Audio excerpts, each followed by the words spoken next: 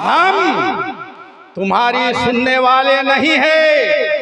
आइए मेज पर बैठते हैं, अब बराबरी की बात होगी। तुमको हमारा हक देना होगा, सीमांचल के साथ इंसाफ करना होगा।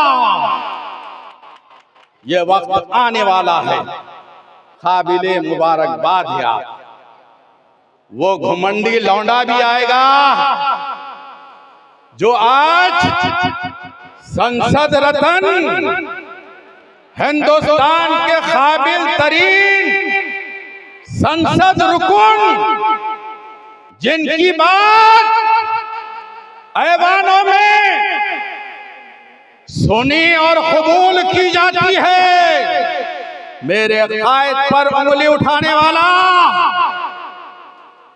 ये जो है ना आपका, क्या नाम है उसका, जो अभी सियासत में कच्चा है, अभी वो पॉलिटिक्स में बच्चा है। हम कहना चाहते हैं उससे, मेरे कायद के खिलाफ जुबान दराजी करने से पहले मजलिस इत्तेहादुल मुस्लिमीन के इस अदना खादिम से मुकाबला कर ले। हम बता देंगे कि जुबान क्या होती है। इंशाअल्लाहुल अजीज। अजीजान गिरामी,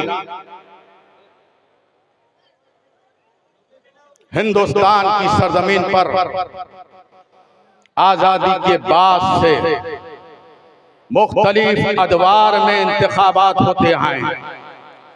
हमेशा आपने चुनाव में अपने वोट का इस्तेमाल किया है, लेकिन अजीजान गिरामी 2025 का जो इंतखाबात होने जा रहे हैं, आज हिंदुस्तान की सरजमीन इंतहाई नाजुक तरीन दौर से गुजर रही है।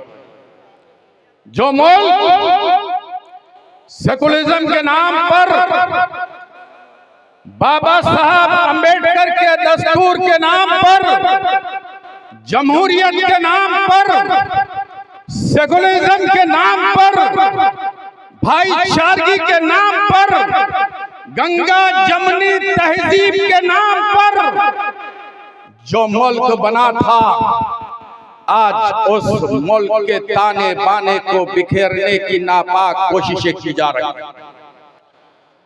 वतन अजीज हिंदुस्तान में फिरका परस्ती का जहर घोला जा रहा है। यहाँ पर कानून की हुक्मरानी नहीं है, बल्कि जंगल राज चल रहा है। यह मुल्क मेरा था, ये मुल्क मेरा है, और इंशाअल्लाह सुबह क़यामत तक ये मुल्क मेरा रहेगा। यही पैगाम मजलिस इत्तेहादुल मुस्लिमीन देती हुई आई है। आपके जहनों को बेदार मजलिस इत्तेहादुल मुस्लिमीन ने किया है। लोग पूछते हैं कि बिहार में मजलिस आकर क्या करेगी। अरे नादानो, मजलिस ने वो काम कर दिखाया जो बिहार में 78 साल में कोई नहीं कर सका।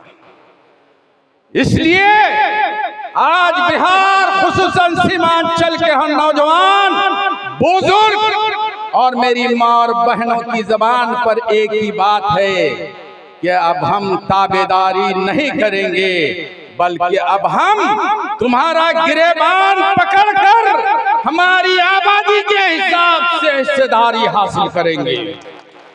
अब हम दरी बिछाने का काम नहीं करने वाले हैं, बल्कि तुम्हारी कुर्सी खींचकर उस कुर्सी पर बरजबान होने का हमने अज़्म इरादा कर लिया है इंशाअल्लाह ताला।